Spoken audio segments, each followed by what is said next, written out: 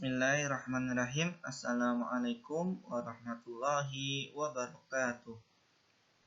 Alhamdulillahirabbil alamin.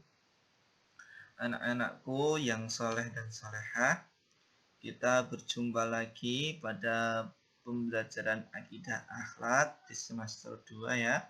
Setelah kemarin selama 2 minggu kita libur di rumah ya, tidak ada pembelajaran. Hari ini kita memulai lagi pembelajaran akidah akhlak di semester 2 kelas 3.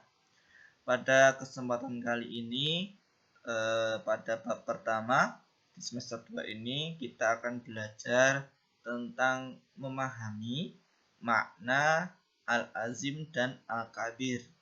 Al-azim dan al-kabir ini adalah salah satu dari 99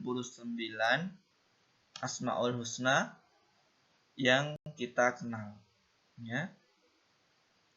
Langsung saja ya anak-anak. Yang pertama kita mengamati terlebih dahulu. Nah, ini kira-kira gambar apa anak-anak? Ya, ini adalah gambar alam semesta atau angkasa raya ya. Di situ ada banyak sekali planet, kemudian matahari, galaksi, dan lain sebagainya. Nah, anak-anak, dengan melihat itu, gambaran alam semesta itu, coba kita renungkan, ya, betapa luasnya alam raya ini. Ya, bumi yang kita tempati ini saja, kita menganggapnya sudah sangat besar sekali. Sampai-sampai kita beranggapan bumi ini tidak ada batasnya, padahal ada batasnya. Ya. Kemudian itu baru bumi, belum angkasa raya yang di luar sana. Di langit-langit sana banyak sekali benda-benda dan galaksi-galaksi yang Allah ciptakan untuk kita renungi dan kita pelajari akan keagungan dan kebesaran Allah Subhanahu wa taala. Ya. Semua itu adalah ciptaan dari Allah Subhanahu wa taala, Tuhan semesta alam. Tuhan yang maha agung dan maha besar.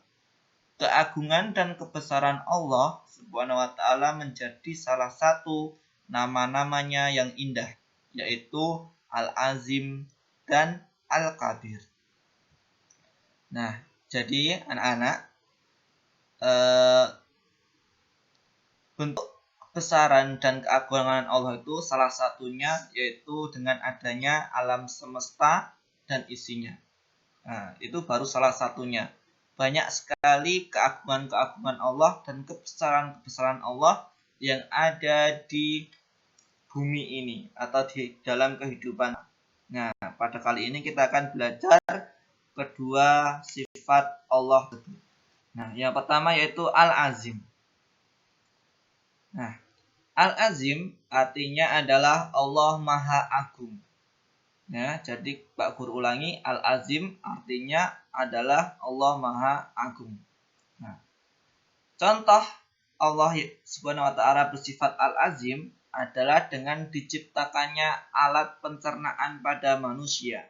Makanan yang kita makan dari berbagai macam jenis, baik keras ataupun lunak, ya, nasi atau cemilan-cemilan, buah-buahan, kemudian dan lain sebagainya, itu diolah oleh pencernaan kita, lalu diubah menjadi daging, kemudian darah, kemudian tenaga dan lain sebagainya.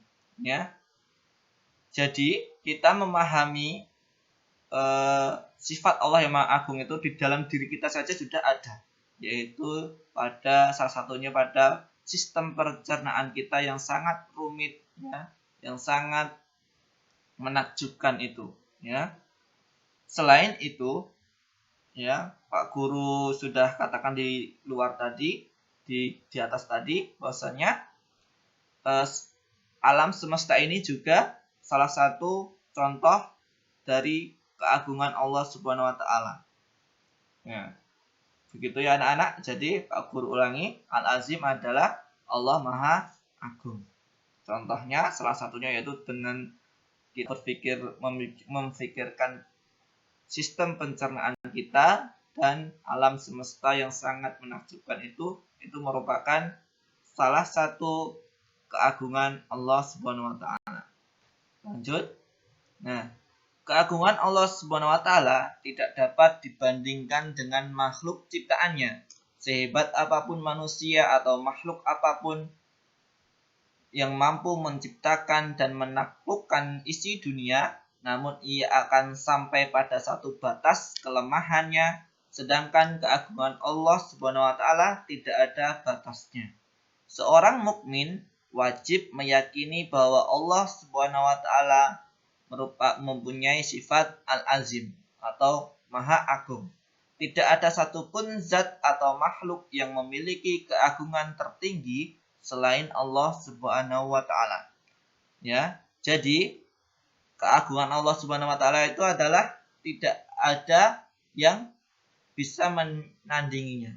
Ya, sehebat apapun manusia bisa menciptakan apapun, dia bisa menaklukkan dunia, bisa naik gunung yang tinggi, bisa melubangi gunung, bisa ya dan lain sebagainya. Itu manusia itu pasti ada batasnya, ya. Jadi kemampuan manusia itu pasti ada batasnya. Sedangkan keagungan Allah itu tidak ada batasnya. Begitu ya anak-anak, ya.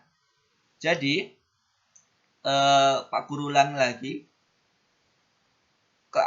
kemampuan manusia atau kekuatan manusia itu pasti ada batasnya. Sedangkan karena Allah Maha Agung, jadi kekuatan Allah itu tidak ada batasnya. Nah, di dalam salat kita itu juga sudah terdapat sifat Allah Al-Azim, yaitu ketika kita sedang melakukan ruku. Ya, jadi dalam salat itu, dalam ruku itu kita membaca Subhanallah Rabbiyal Azim, yaitu artinya Maha Suci Tuhanku yang Maha Agung. Gitu ya anak-anak. Kemudian kita lanjutkan, ya anak-anakku yang soleh dan solehah. Kita lanjut pada Asmaul Husna yang kedua pada pembelajaran akidah kali ini, yaitu Al-Kabir. Nah, di sini ada gambar laut dan matahari dan pemandangan yang sangat indah. Ya, anak-anak, Al-Kabir artinya adalah Allah Maha Besar. Ya, Al-Kabir adalah salah satu dari Asmaul Husna yang berarti Allah Maha Besar. Kebesaran Allah dibuktikan dengan beragam ciptaannya yang sangat bermanfaat bagi kelangsungan hidup manusia dan makhluk lainnya. Jadi, bentuk kebesaran Allah itu yaitu dengan menciptakan makhluk-makhluk ya atau ciptaannya yang itu sangat bermanfaat bagi kehidupan kita, manusia atau hewan atau makhluk lainnya. Nah, contoh dari sifat Allah Al-Kabir adalah diciptakannya matahari, ya, matahari yang sangat panas dengan sinar yang menerangi seluruh bumi, seluruh alam semesta. Ya, matahari itu sangat bermanfaat bagi kita, ya, karena dengan matahari kita bisa memakan buah, ya. Pohon-pohon bisa berfotosintesis sehingga dia menumbuhkan buah yang kemudian buahnya kita makan. Dengan matahari kita bisa berjemur, bisa menghilangkan virus-virus, ya. Apalagi pada kali ini virus corona itu salah satunya untuk mencegahnya yaitu dengan berjemur di bawah sinar matahari. Nah, selain matahari juga contohnya adalah Allah menciptakan laut dan gunung, ya. Manusia itu pasti sangat suka sekali ketika dia melihat pemandangan yang indah di gunung-gunung, ya.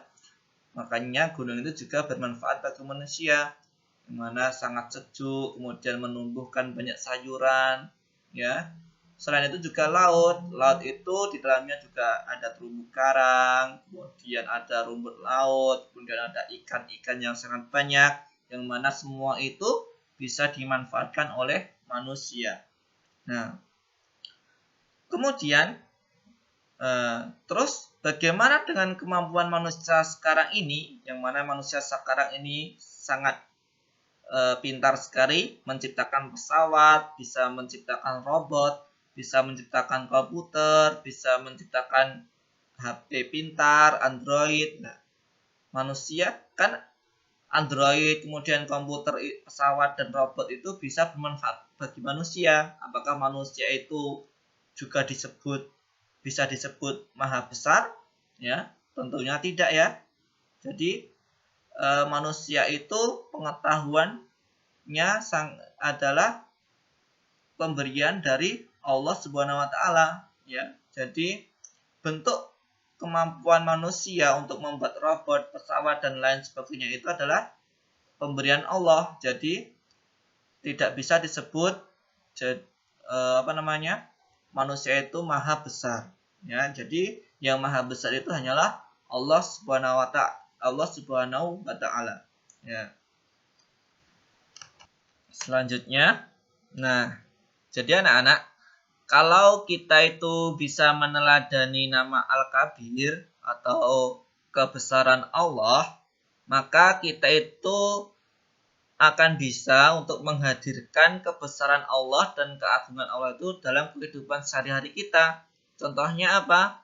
Kita itu tidak akan bisa untuk bersifat sombong atau takabur, ya. Karena kalau kita menyebut nama Allah atau Allahu Akbar, maka semua hal selain Allah itu adalah kecil. Nah, kita tidak akan silau atau tertipu oleh kedudukan, derajat, pangkat, bahkan semua hal yang ada di jagat raya dan dunia ini. Karena apa? Yang ada di dunia ini tidak bisa disejajarkan sedikit pun dengan apa yang ada di sisi Allah yang Maha Besar.